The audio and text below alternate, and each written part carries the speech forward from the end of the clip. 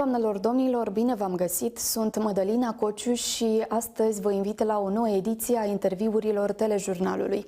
O avem alături de noi pe comisara europeană pentru extindere, Marta Kos, care îi spunem un bun venit. Madam Commissioner, thank you for this opportunity. Welcome back to Republic of Moldova. You are here on a symbolic day, May 9th. Our society appears divided. Some citizens celebrate Europe Day while others mark Victory Day by parades. How do you interpret this split, and maybe you have an advice for the government how to bring together our society? You know, there is no coincidence that we celebrate the end of the war and Europe Day on the same day. Why? Europe, after the war, was found on the premises never again. And Europe is a peace project. And that's why I think it's important that we remember what happened in the past, but at the same time that we look into the future, and Moldova has a bright future in the European Union. And many countries before joined the EU, my country, Slovenia too. There are no recipes. You know, every country is special. But what I think is important that we, when we work on the unity, is first that the leadership, political leadership, is really leading all together. This is very important for me. Secondly, looking for the consensus all the time. You know, democracy is not one-way thinking. It is considering different opinions. It is considering different ways and then find the compromise which is the best for its people. So, you know, the government, every government should do the best for its people. At the same time, it's not only, you know, the politicians. It's about people, and we have many cases already inside the European Union where actually citizens were those who have done more for the unity of the nations than the politicians. And in this respect, and I will finish then, we have to talk about it. You know, it's not a problem if we have a different opinion than mine, but let's sit and talk together. Okay. How do you seize the institutional capacity of the Republic of Moldova to adopt and effectively implement EU legislation? What progress have we made in this direction? I always tell that Moldova as a candidate country is the best student I have in my portfolio. It's amazing what you have done or what you are doing. Of course, it is huge, you know, aligning your law or system to the European, it's a lot. But that's why we help. So we help candidate countries. We have now signed the growth plan, which is nearly 2,000 million euro, and one part of this is also helping building the institutions, meaning talking to each other, exchanging, helping, and seeing, you know, where the help is the best. And Moldova is doing this well. There are many areas. One of its economy, then it is, you know, helping on the field of the social system, healthcare, and this is what we have already included in the growth plan. What role can the Republic of Moldova play in the future of European family, European diversity? It's interesting you asked this question, because I've been followed by this question for the last 25 years from the point of view of my Slovenia, in the sense of, come on, what a small country like Slovenia can contribute. But I will tell you, you know, Slovenia is smaller in the square kilometers and in the number of people than Moldova. So you can contribute a lot. You can contribute to our diversity. One of the benchmarks, if I say so, of the European Union is that we respect diversity. Then you will bring new people, you will bring skillful people, you will bring traditions. One of the, again, benchmarks of the EU is that we respect the tradition. So it is, again, from my point of view, from Slovenia, for instance, we brought a lot of honey into the European Union because honey means so much to us, and I've heard so much to you too. And the most important thing is when you are a member of the European Union, you are equal with the others.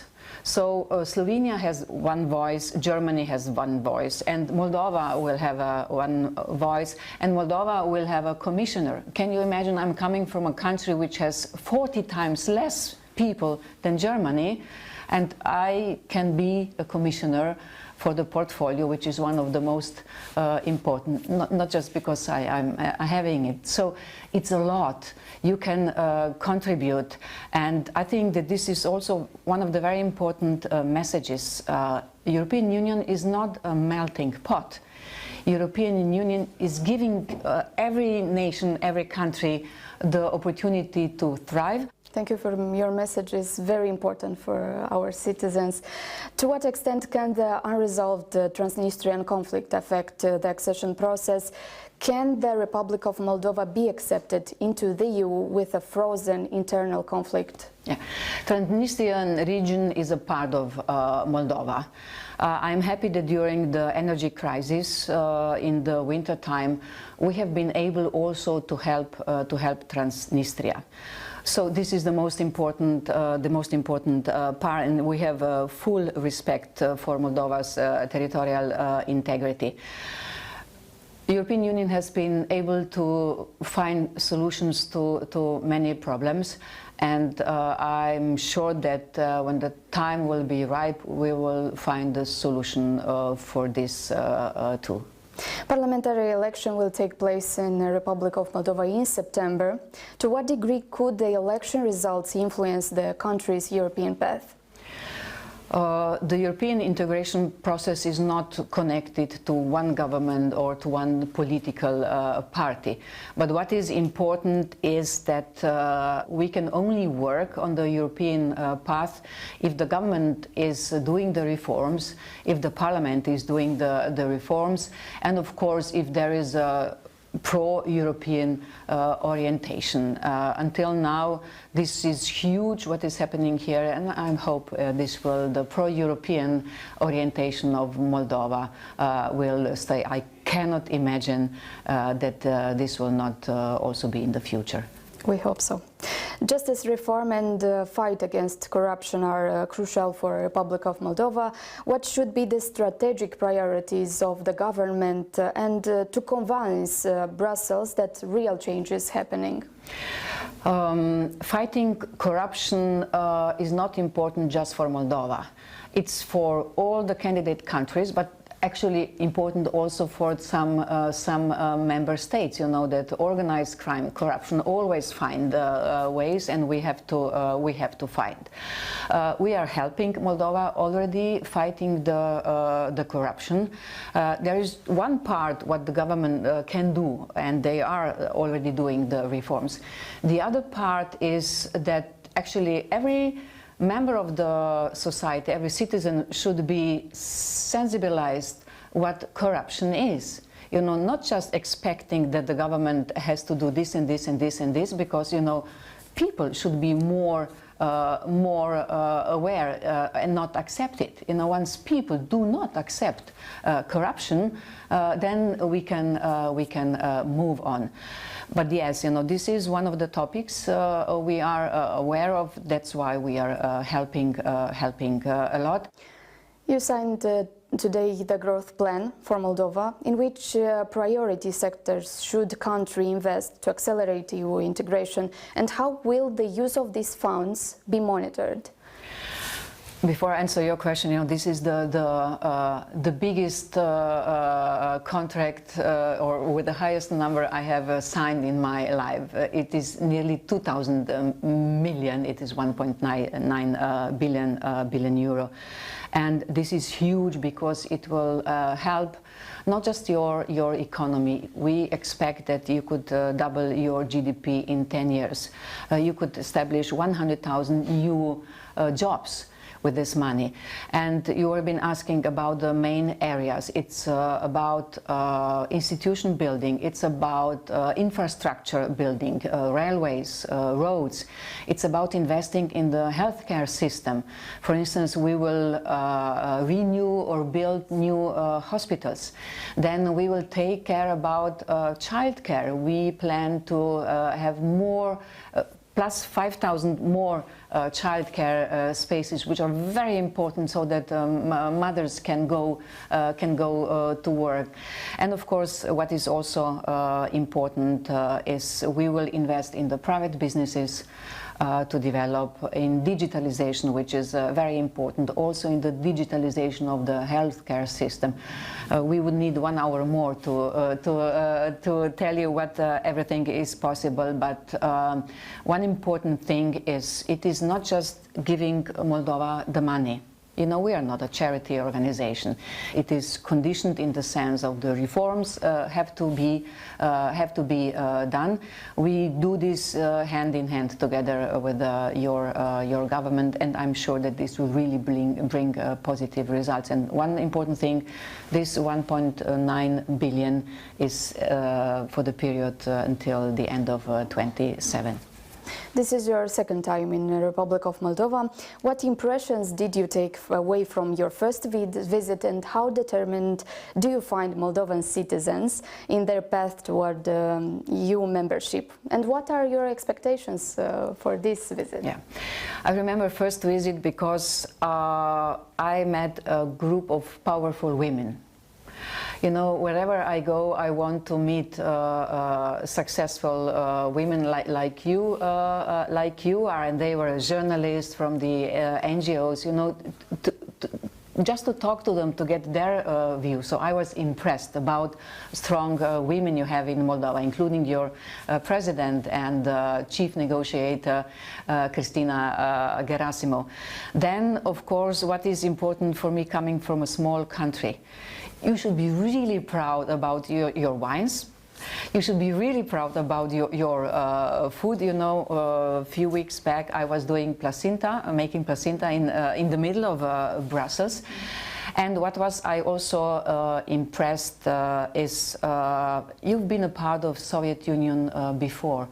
But now, I can feel that you really want to build. You are building. You have your own state, but you want to make your state stronger.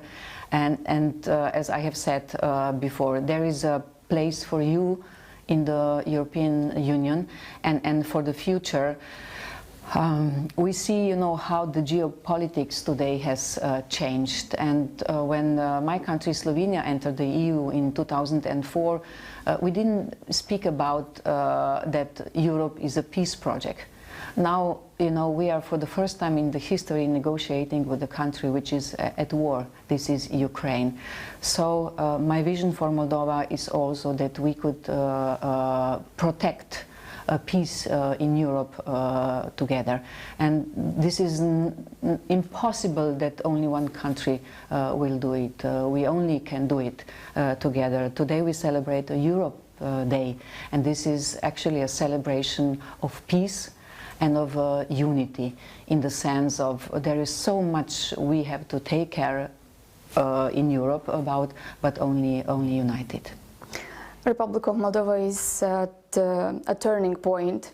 And finally, if you have a message for our government and for our citizens. Believe in you. This is very much important. And take care of you. Take care of your people. The people are most important asset we are. We tend, sometimes to speak too much about GDP and roads and so on. This is of course very much important, but it's people who are doing the history, it's people who are taking care of each other. So don't forget about the people and stick to the vision. And your vision is clear, becoming a member of the EU, and I'm happy that as a Commissioner for Enlargement I can help you on this way. Thank you so much. Thank you for this interview, for this opportunity. See you and all the best. Thank you so much.